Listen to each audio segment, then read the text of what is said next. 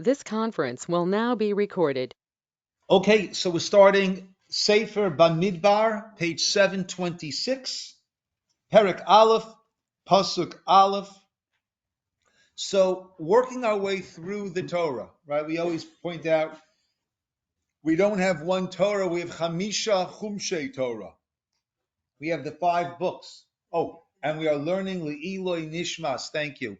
Learning Le'iloi Nishmas Chaya Rivka, Bas Moshe, Chaim label. Chaim label. Roberta Carasso passed away 2 nights ago. Yeah, the burial, everything will be in Israel. But yeah, she was a yeah. Was it sudden? Was it sudden? She just had her 90th birthday. She has been very clearly fading. At the same time, she was in shul this past Shabbos. She came for the bar mitzvah and for the kiddush. And she passed away peacefully in her sleep. I spoke to one of her sons, and that evening both sons had spoken to her and told her that they love her. She told them that she loves them, and she passed away peacefully in her sleep. So, was it sudden? It's somewhere in between. Yeah, it's always sudden. It was unexpected. We wouldn't say it was out of the clear blue, but look, she was spared the frantic anguish that many people have at the end with all that goes along with it. She was spared that, yeah. But she was quite a vibrant part of Beth Jacob. She had a real spunk to her, a real vitality to her, and she will be missed. And can I just mention also that she had she was an artist with a PhD in art, and her life's work was a book she was writing about children's sculpture, which was just published in April. It was published in Israel, somebody that her son knew got it published, and it was a great joy, I think, for Roberta to have it. We have copies of the book, and it's a great book. So if anyone's interested in children's sculpture, somebody suggested today buying some and in her honor, donating them to libraries. So that's a nice idea. Yeah. That's a nice idea. Yeah.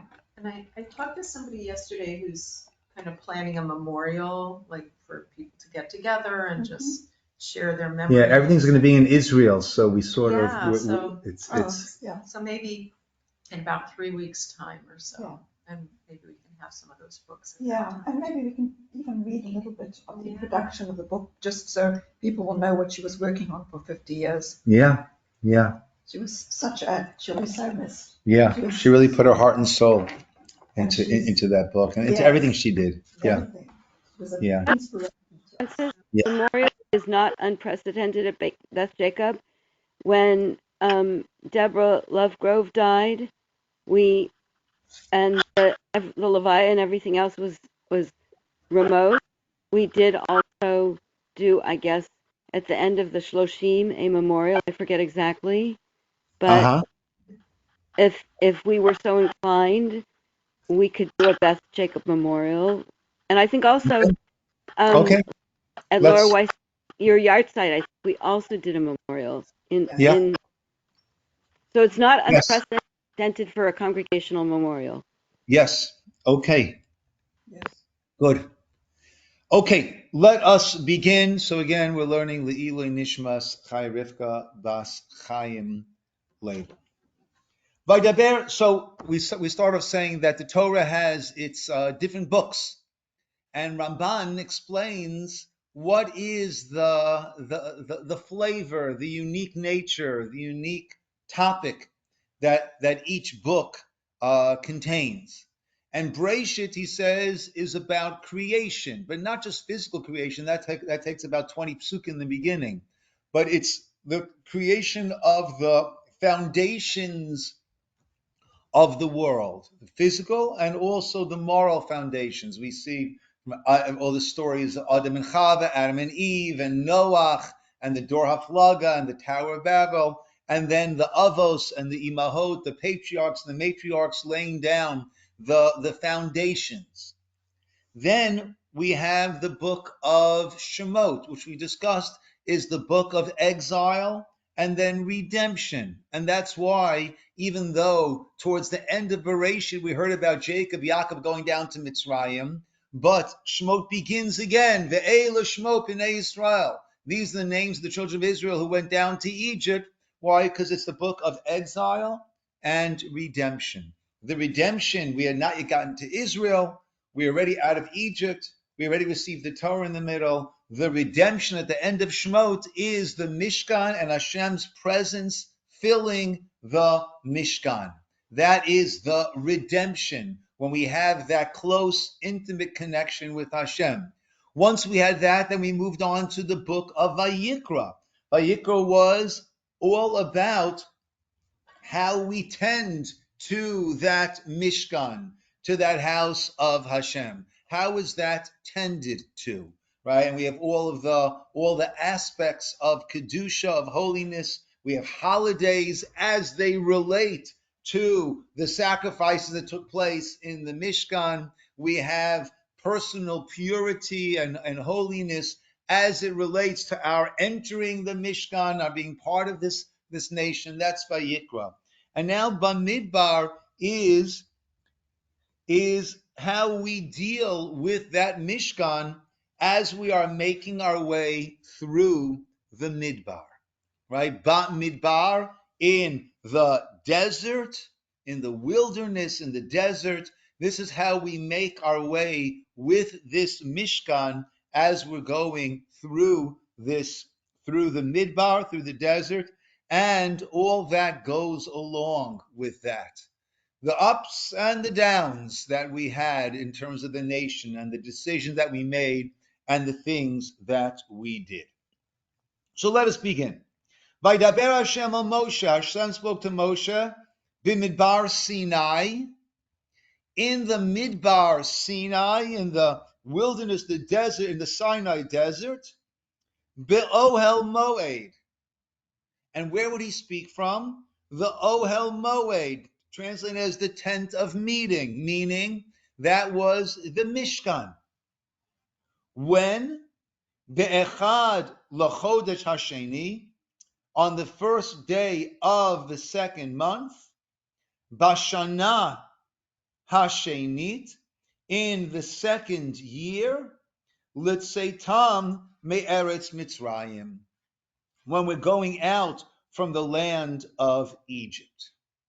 So the Or HaChaim, which is an incredible perush on the Chumash this year, I'm 3/5 of the way there. This year I've taken on learning the Or HaChaim with each parsha, and it's time consuming. Vayikra, it was hours and hours. Actually, when each parsha I look at, I say, okay, how big is the parsha, and how big are the Or HaChaims? Bamidbar is an easier week, not so many Or HaChaims on it. But he points out what seems to be an inconsistency in the pasuk, in terms of, we started off, where did it take place? Bamidbar Sinai, that's the more general, more detailed, where? Ba'oel Moed. So when we're discussing the location, we start off general, Midbar Sinai, in the desert, and then we go to detailed, Ohel Moed. We have the more pervasive, and then we have the more specific. When we look at the time, there it's the opposite. Be'echad, first day, L'chodesh Hasheni, second month, Shana Hashenit. So there we're going from the detailed to the general. By location, we went from general to detail. In the time, we go from the detail to the general. And he says the question is based on a mistake. Our sages tell us we think that the world is the place where God is found. We mistakenly think the olam, the world, is the makom of God. Actually, the sages say Hashem is makomo shel olam. God is the place where the world is. In other words, we have this concept that God created the world, yesh me'ayin, something from nothing, but actually it's more ayin miyesh, meaning, in a Kabbalistic sense, we'll say that the world began with God's presence, overwhelming presence everywhere. And then God needed to create this void, this halal, this place where he would be ne'elam. Ne'elam, hidden, obscured. Ne'elam, same root as the word olam, world. So olam comes from the shoresh, from the root alam, which means hidden, concealed. Because in a Lashon HaKodesh, in a Hebrew understanding, the world is defined as the place where God is hidden. So basically, he created not yesh me'ayin, not something from nothing. He created nothing from something. So the most general is God's presence. That's the most general. Everything else is a detail. Everything else is specific. The most pervasive is God's presence. Everything else is a detail. So look back at that pasuk. Bamidbar Sinai, that's a detail. That's a specific. What is the most general, the most pervasive? The Ohel Moed, Hashem's presence. That is the most general thing that exists. Right? He's not in our world. We are in his world. We don't make place for him. He made place for us. That's the Or HaChaim. Okay.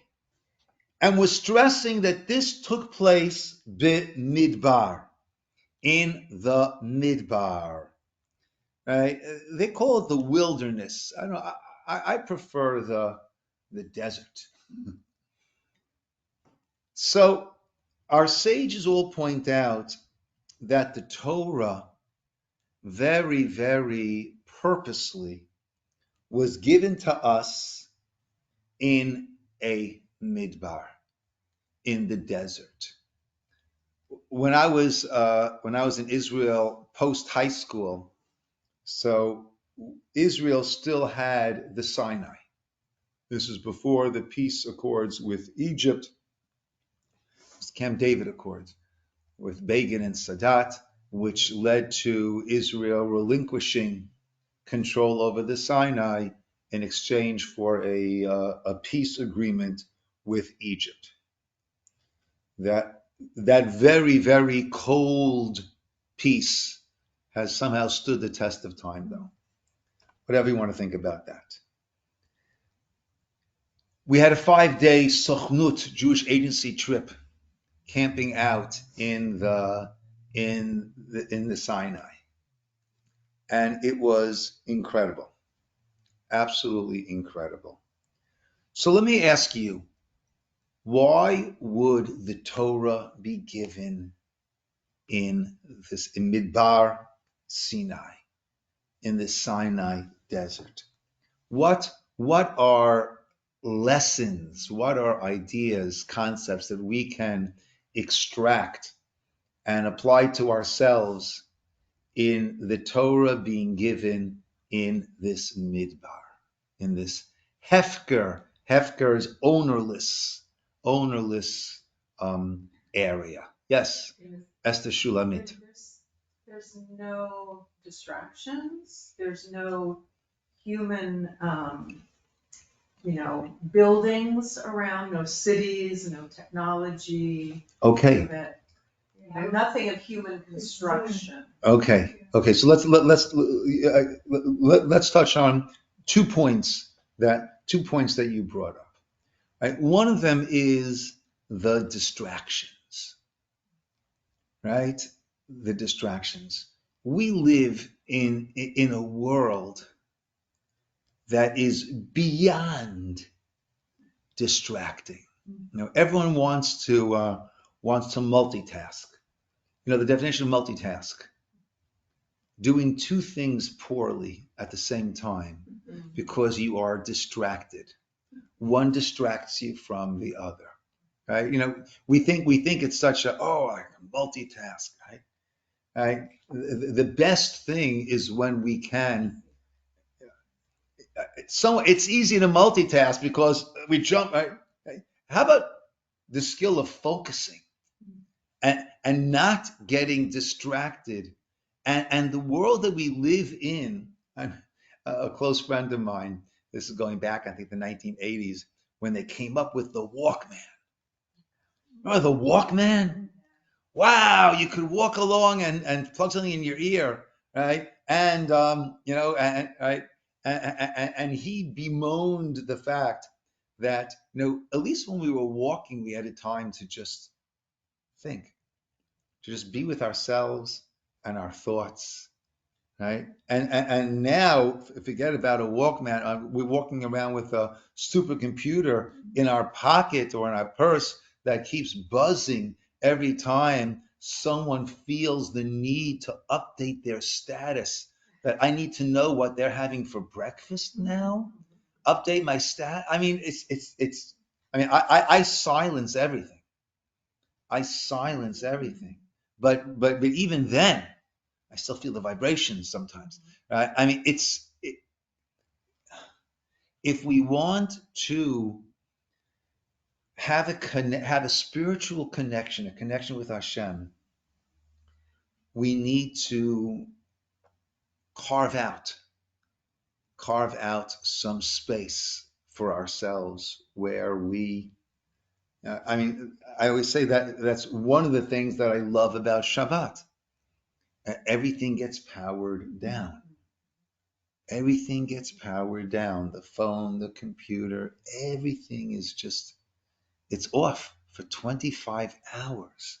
It is, forget about from a religious point of view, right? From an emotional point of view, it is the healthiest thing in the world to, we left the house. We forgot our phone. Oh my God. Oh my God, how can I exist for the next half hour without my phone? I mean, it's really gotten crazy. There's a Mishnah that says that every day there is a bat kol, a heavenly voice that emanates, I think from Har Moriah. And it says, Oy le'elbono shel Torah. Woe to the disgrace of Torah. Woe to the fact that Torah means instructions, Hashem's instructions. Woe that we're getting so busy with our life that we're forgetting to connect. So, have you ever heard this voice? I haven't heard it. Yeah, I was thinking so. It's my ringtone. Yeah. Yeah. So if no one's heard it, so why does this voice come out? Yeah. So the truth is, we do hear the voice when we listen carefully, when we tone down all the other distractions, right? We don't physically hear the voice. Our neshama, our soul, hears this voice and makes us think like, what is the tachlit hachayim? What's the purpose of life? What am I living for? Where am I heading? What am I doing? What should I really be focusing on? What are my priorities? So we do, in a very sublime fashion, we do hear this voice. Rabbi, I'm just thinking about um, Moshe, that when he saw the the slaves, and when he reacted, and isn't there somewhere there's a parsha where Hashem saw, he heard. Obviously, Hashem hears all the time, Yeah. but that's not the point. We hear all the time also.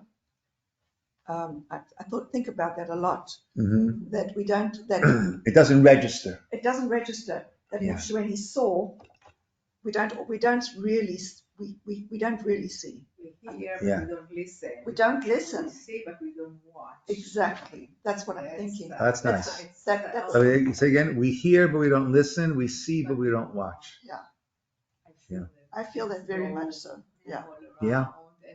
But it's true Yeah. that things are happening when we focus, when we pay attention. Right.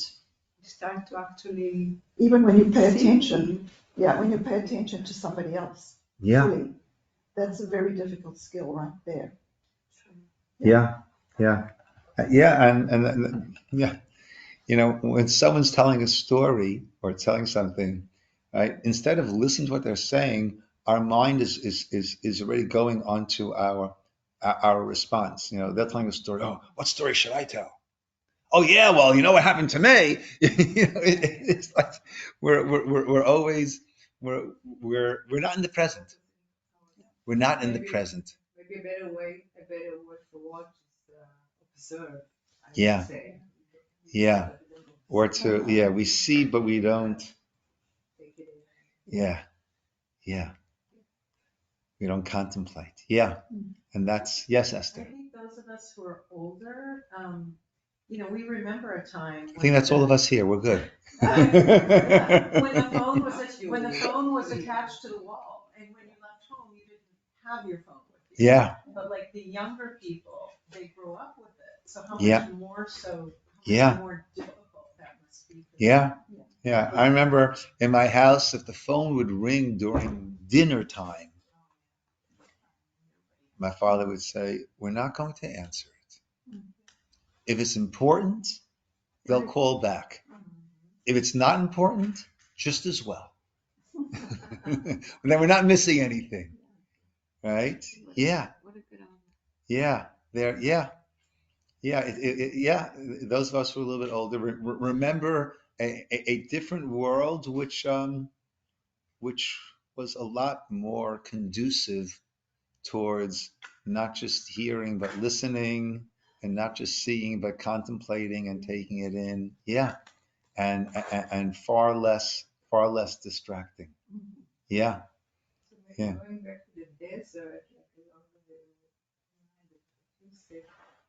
desert, I think it's the purest form of existence, like before anything else happened. So this moment for Israel was also the purest moment, with the biggest credit that God would have given Israel. The biggest what? The credit, so to speak. Mm-hmm. So it was just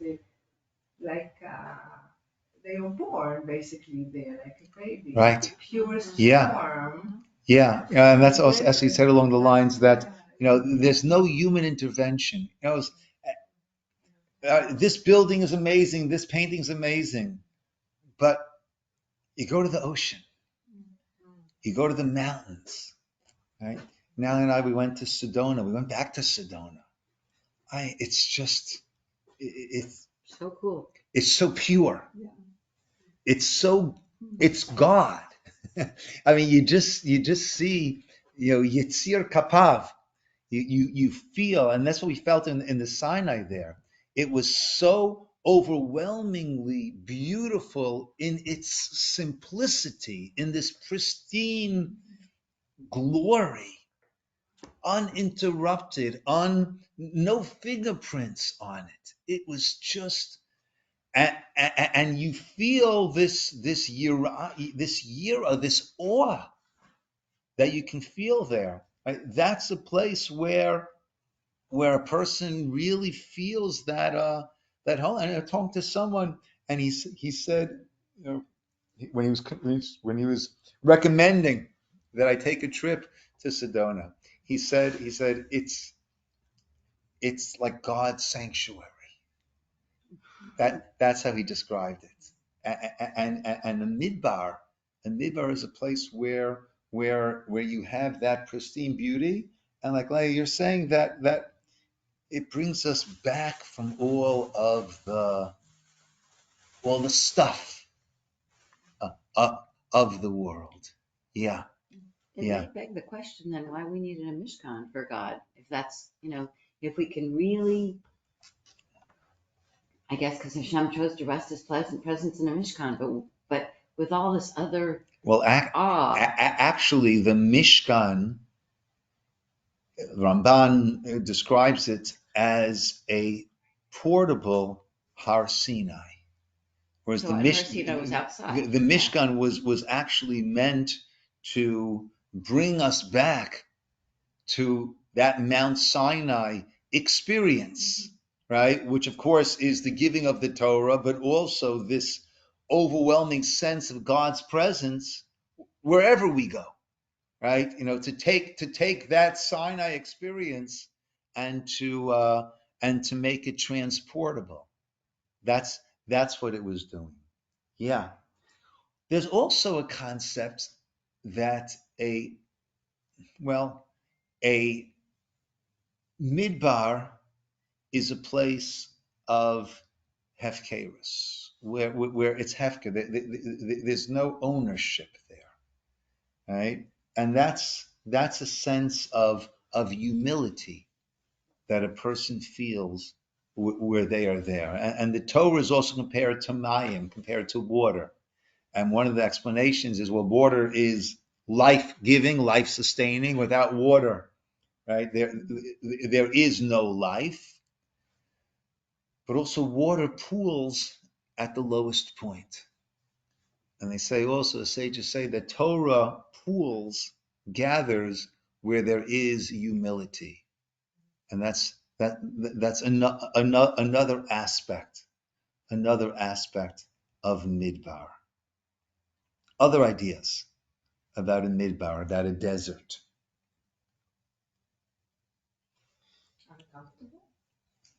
Uncomfortable. Yeah. Uncomfortable. Right? And when I experienced this, I wrote about this. When we're in a state of flux, that's often where we can see the hand of Hashem.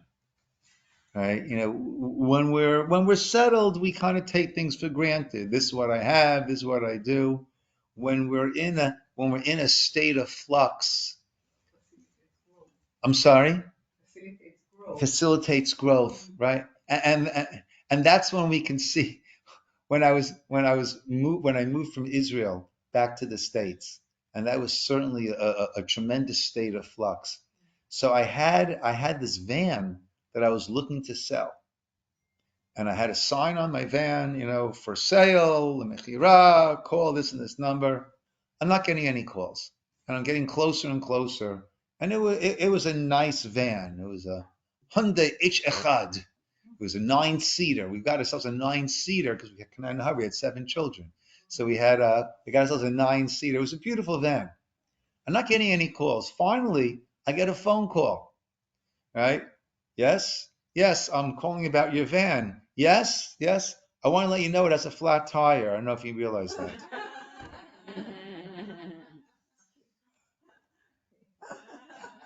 That's all you got? That's all you got? So I get into, and I managed to fill it up enough to limp over to the gas station, which was about a kilometer away from where I lived, right, to get it fixed. And then it's sold. Guess what? At that gas station, this person walks over to me. It's a mechira? Oh, it's for sale. We start talking. 3 days later, it's sold. Right? Yeah. Right? Here I am complaining, God, this is all you can do? And he's saying, Ciner, you idiot, shut up and go to the gas station I'm helping you. I'm taking care of you. This is the greatest gift you could imagine. And you're kvetching. So it's when we are in a state of flux, then we could open our eyes and to see the Yad Hashem. We ended up moving to the States. I had a position lined up at it was a yeshiva that was part of a big company, right? It was it was IDT, a big communications company, whatever it was. And there was a yeshiva program they had there, and I was a good fit as one of the teachers there, right? So I'm there and they were very generous. They pay me like a month in advance for my moving expenses, and then they pay me for the whole month of May. I started the last few days of May.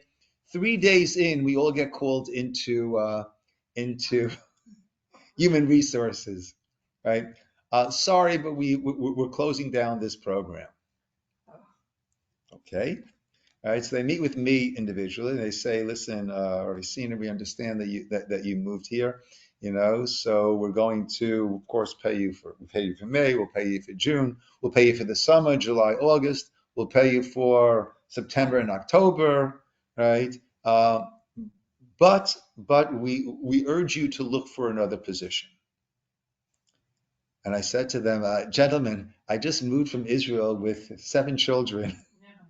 Right, with the assumption that I had a position waiting here for me, and you're telling me that the position is no longer going to be available. With all due respect, I don't need your encouragement to look to look for another position. I think I'll be looking for another position and scrambling, right? And then this falls into place, and that falls into place, and this falls into place, and that falls into place. So I think there's a lot of validity that when we are uncomfortable, when we are not in our relaxed, controlled, climate controlled environment, when we are in a state of flux, then that is when we can see the Yad Hashem, the hand of Hashem, and we could appreciate the governance, the orchestration. Another point when things got a little bit rocky and we weren't sure which way we were heading. Actually, I came home and I'm sitting on the floor with my guitar playing a beautiful song, and the words were Ani Ma'amin, I believe with absolute faith that Hashem guides the world. Everything happens from Him. Right? Natalie comes home and she sees me sitting on the floor playing this song over and over. And she said, "Is everything okay?" I said, "Oh, I'll speak to you soon. I need a few more renditions." Right? And then and I explained to her what had happened, and all of a sudden we were in a serious state of flux. And we said, okay, when we're making the decisions, we never know if we're making the right decisions. But when it's taken out of our hands, let's put on our seatbelts, let's make our efforts, and then let's see where it will take us. So I think definitely the midbar is as he said, right? It's uncomfortable. I'm off balance, right? I'm in a state of flux, and therefore it's a time to recognize and to see we become more dependent, and we could then see and appreciate. Otherwise, the famous story of the person is in Manhattan, and I had this when I was there for Devorah's graduation, trying to find parking. Oh my gosh, the person trying to find a parking spot. It's impossible. I said, God, if I find a parking spot, I'll do this, and I'll do this, and I'll do this. And just as he says, and I'll do this. Right? And then a car, he sees lights go on, ding signal. He goes, "Oh, it's okay, God. I got it. Thanks anyhow." I took care of it myself. Right? But when we're in the state of flux, that's when we can really appreciate. Yes, Leah. So just a question. I cannot help it but think of the state of Israel now. Yeah. What is your take on it? Are you optimistic? Do you think it's going to get out of there? better with growth, or is it going to be lower and we're doomed? That is I definitely don't think we are doomed. I think we are part of this nation that Hashem has taken us through. But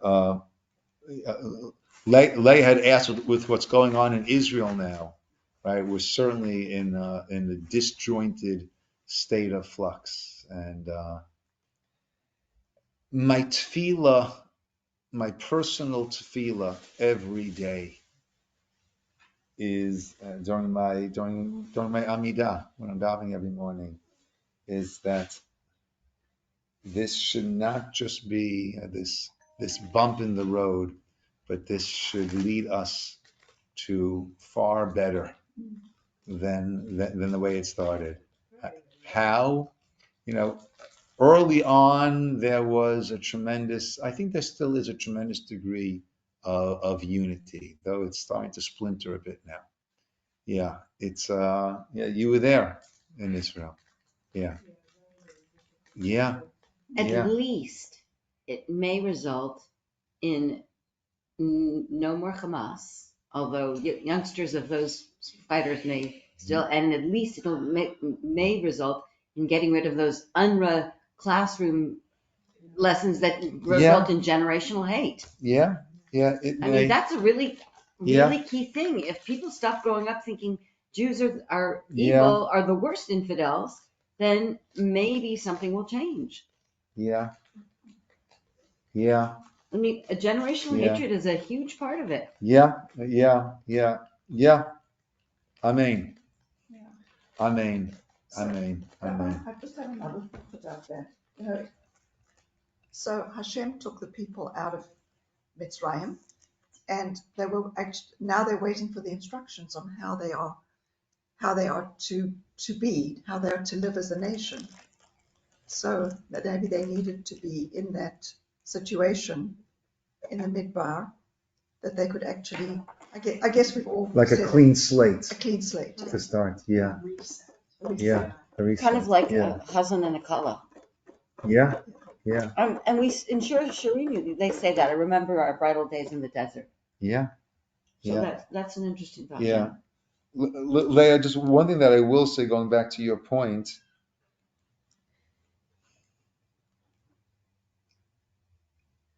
every time that we've had Geula, it has been from the most ridiculous of situations where the most impossible of situations. I would say, let's go back to the beginning. It's Yetziat Mitzrayim, right? No one ever left Egypt. Right? It was and a whole slave nation is going to bring Egypt to its knees and go marching out of there. Purim, right? You have Achashverosh, you have Haman, right? And that's all going to turn around, right, in one day. Right? Hanukkah, you have the Rabbim Biyad Ma'atim, right? I mean, it's always been the most impossible of situations. I would say the formation of the state of Israel, right? Coming on the heels of a Holocaust. That out from those ashes, we had a state of Israel. Look at the 6-Day War, right? When Israel was not known as this military technological giant, right? And all the nations around. I mean, right?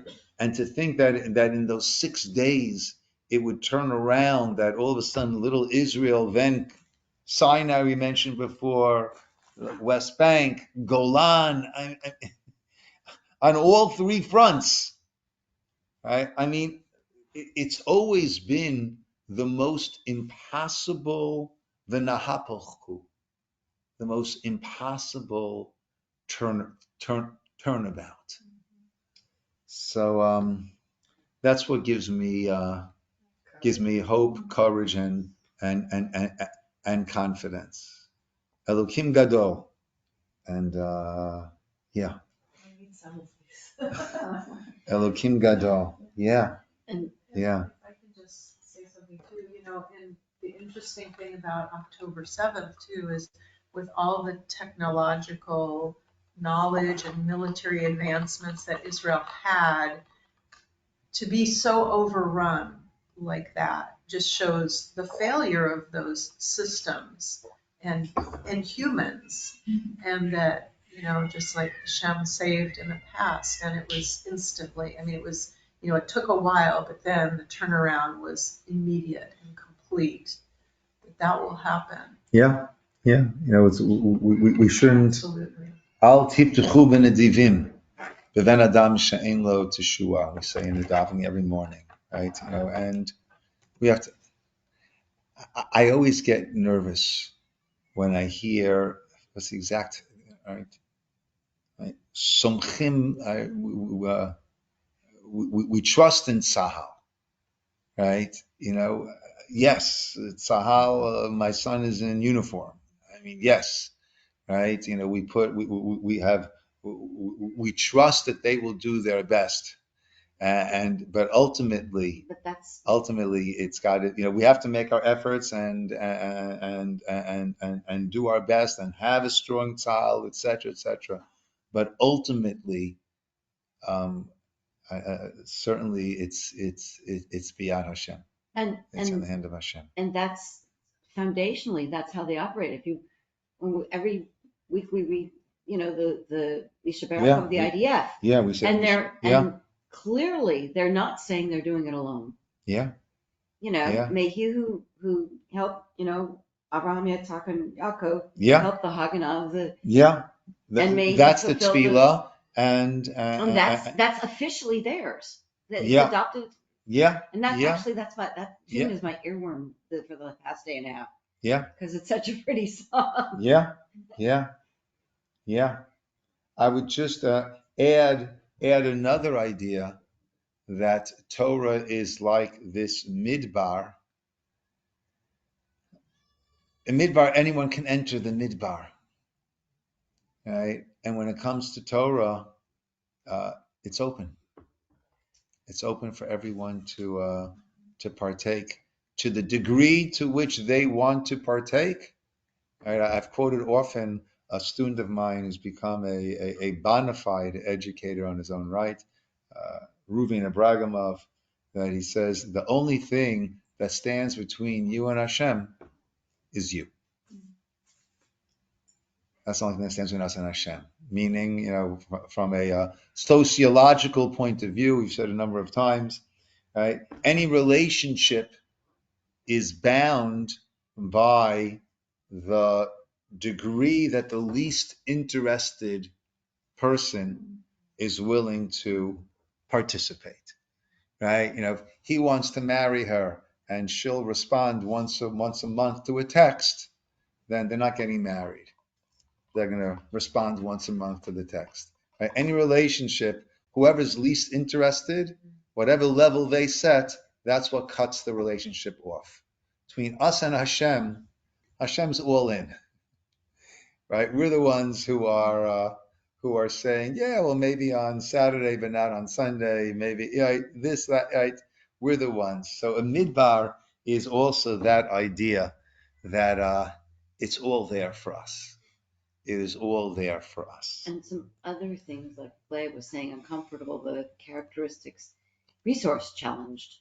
Like, then, so, well, resources were not as certain, so Hashem provided them on. Right. Or like you say, the water. And that's exactly one of the right, Janet, you just were mechavenet to one of the teachings of Chazal, of the sages, that the Torah is only given to ochle haman, to those who eat the man, meaning those who have this reliance and this faith in Hashem, right? But when we have that reliance on Hashem, then we're open.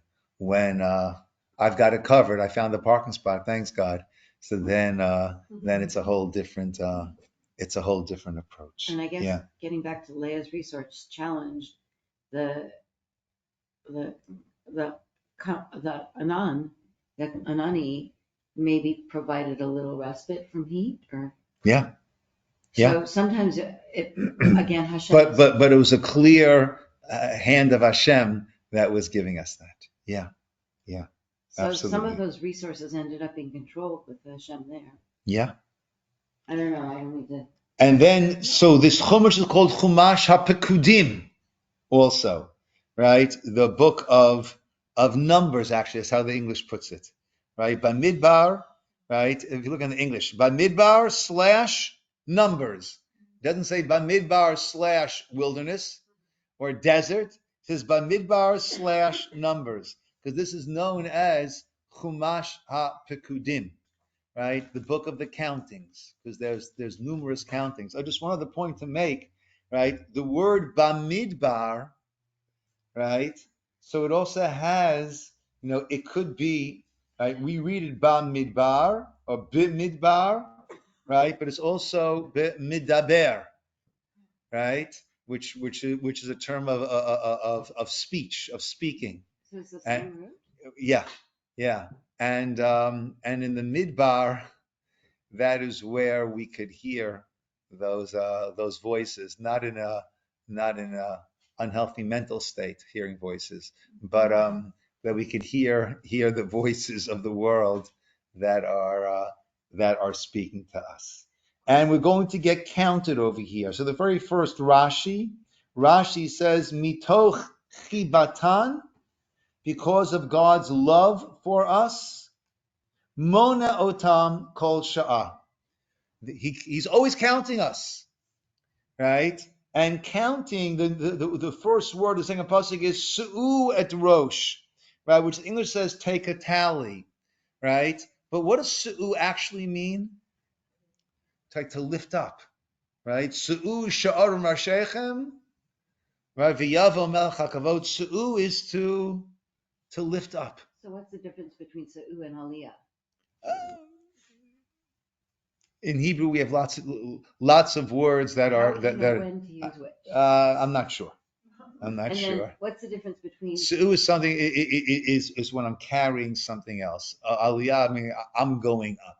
Okay. Su'u it's more like lifting up as opposed to going up. Yeah, let's go with that.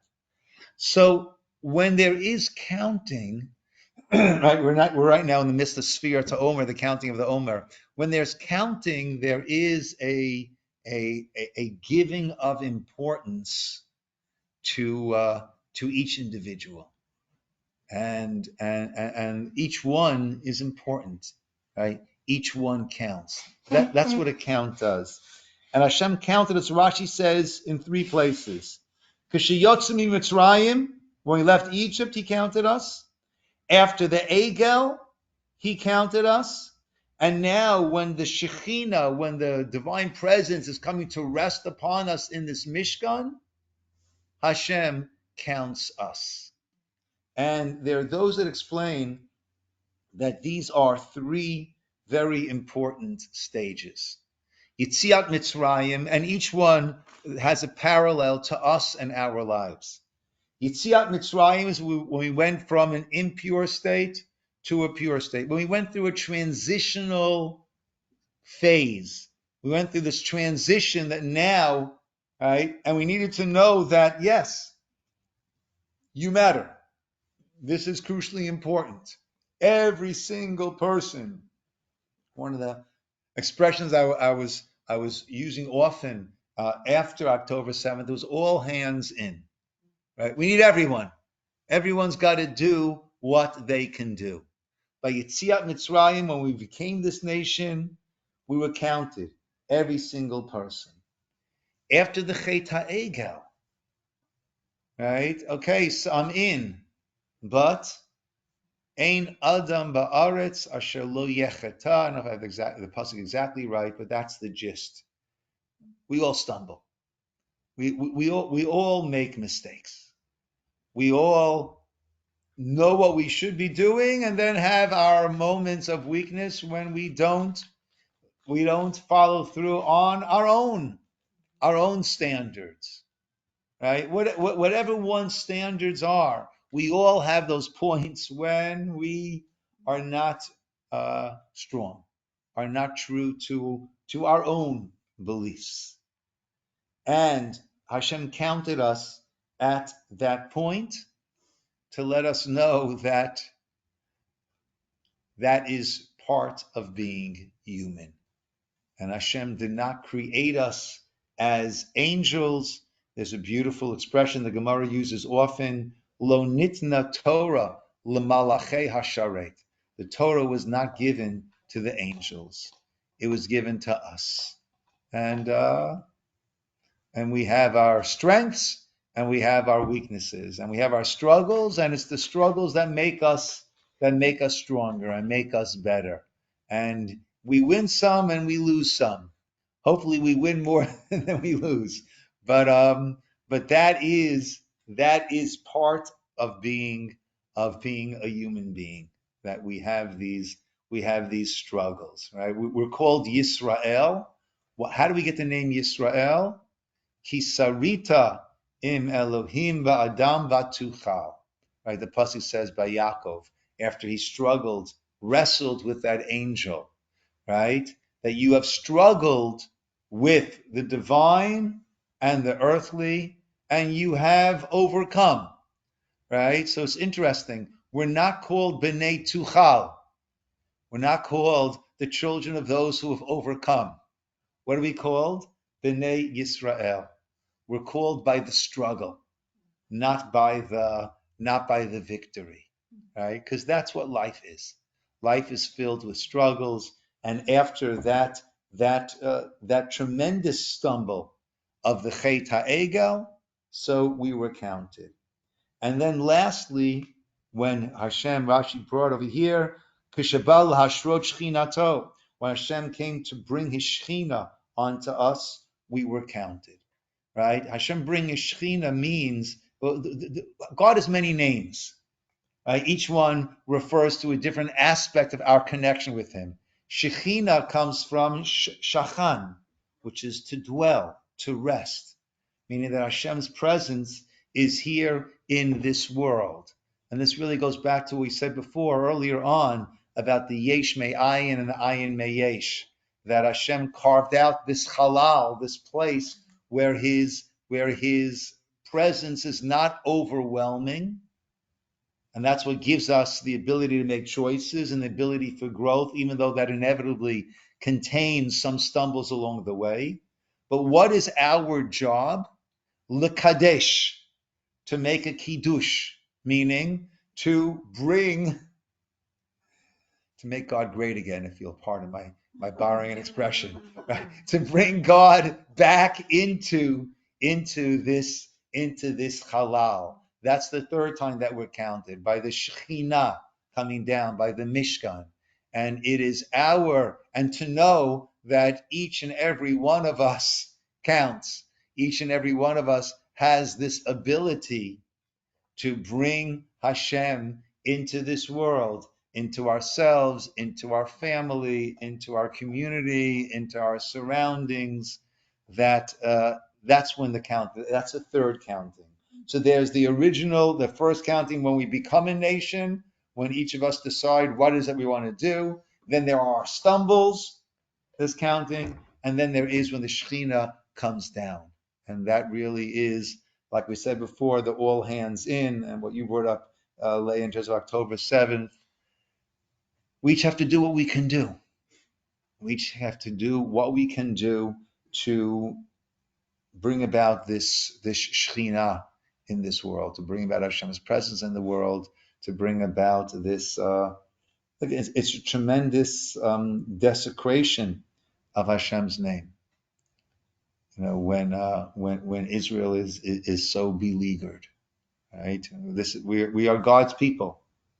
You know, there's one line. A lot of lines of the davening have all of a sudden like taken on this power from me. Right? At the end of the Amidah, we have that paragraph, Elokai Nitzol Shoni Meira, right? Not speaking evilly, right? And then there's a line there that I've been saying now for basically my whole life, or whatever point I actually started davening, and I always fly through it. I say Laman Shemecha, do it for the sake of your name. I say Laman Minecha, do it for the sake of your idol. I say Laman Kedushatecha, do it for the sake of your holiness. I say Laman Toratecha, for the sake of your Torah. Laman Yichaltzun Yedidecha, in order to that your dear ones should be at rest, right?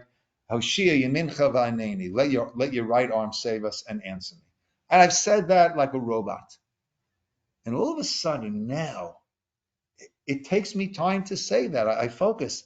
Hashem, do it Laman Shemecha. Do it for the sake of your name. Even if we're not deserving, look how your name is getting trampled on. Asay Laman Shemecha. Asay Laman Yeminecha. Hashem's right represents his strength. Right? Do it for the sake of showing your strength, your involvement. Asay Laman Kedushatecha. Do it for the sake of your holiness. That people should recognize that this is where the holiness is. Asay Laman Toratecha. Do it for the sake of your Torah. Laman Yichaltzun Yedidecha. So the art scroll puts Yichaltzun has a lot of meanings. And the art scroll and the Siddur, they translate that they should be at rest. But Chalitza also means to rescue. Ah, yeah. So, Laman, in order, Yichaltzun Yedidecha.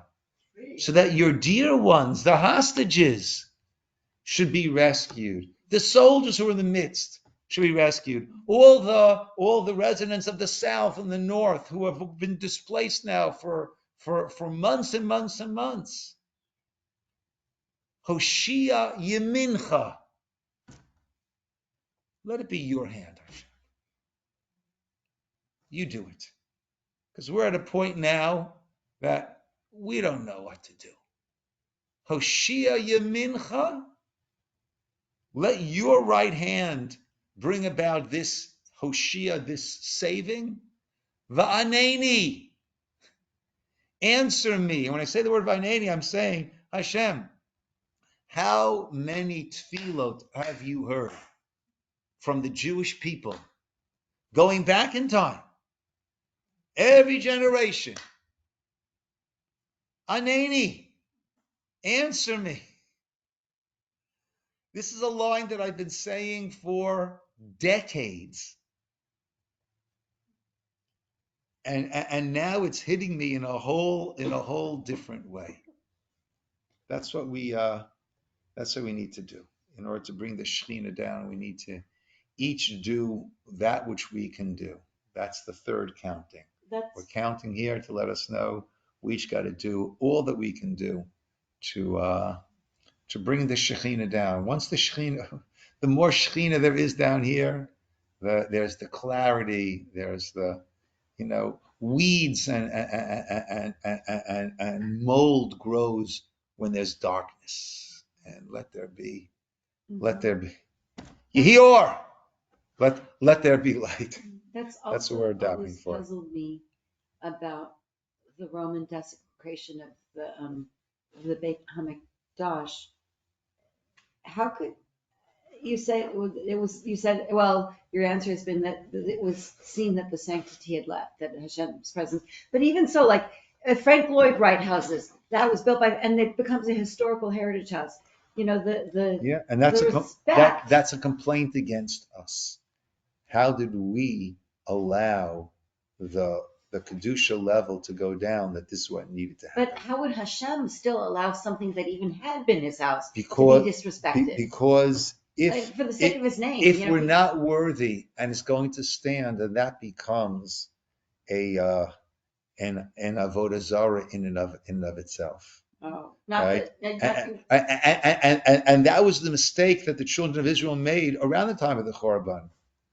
We have the Beit HaMikdash, right? We took the Aron out into battle against the Plishtim. With the Aron, we can't go wrong. Well, if you're not deserving, so then the Plishtim ended up taking the Aron, capturing the Aron until, of course, it wreaked havoc upon them and they returned it. But we think we have the Beit HaMikdash, so therefore I don't need to improve myself. I don't need to elevate myself. We have the magic charm of the Beit HaMikdash. It's not a magic charm. It's a place through which Hashem's presence will dwell if we are deserving of it. Otherwise, it becomes this gilded gold building. That's all it is, right? If it becomes bereft of its whole spiritual nature, stature, purpose, so then, right, we can't turn that into an avodah zarah. It's not my rabbit's foot, and with that, I'm fine. It's not a good luck charm. Rabbi, with the Tehillim that we do so often, I'm also finding now, before it was just like words, get through all the Tehillim, get through all the words, because that's what we need to do. But now I keep stopping because some of it is so prophetic, or maybe not prophetic, but it's exactly the same now. It's inyan. Yes, it's the inyan right now. It's speaking to the point. Yeah.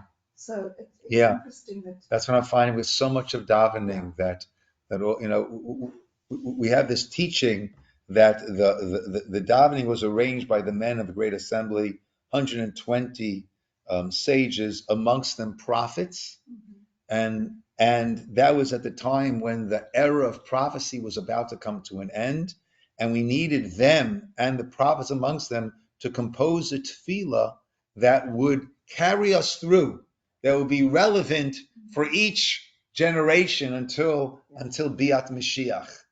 And certainly for me, I feel certain parts of it now all of a sudden are like glowing, and they had us in mind when they composed this. Certainly some certain parts are coming to life. Even the morning blessings, that you should loosen the bounds and you should. Matir Asurim. I think about that. All those things now. Make more sense. More intense. They speak to us. Most times when I think Matir Asurim, I think of the hostages now. Yeah. I also think of that's people. That's the Asurim that we literally have right now. Yeah. It's quite amazing, actually, that all those words really do speak. They're just waiting for us to connect them. Yeah. To not just read, right? You said not just hear, but listen, right? Not just see, but contemplate, and not just read, but feel it, know it. But feel it. Yeah. Okay, my friends, let's give each other chizuk and let's keep on going. Thank you. Yeshikos. Miri, great to have you back. Thank you, Rabbi. Good seeing you all. Thank you. Just a reminder, Thursday is the last day. Thank you. Dinner.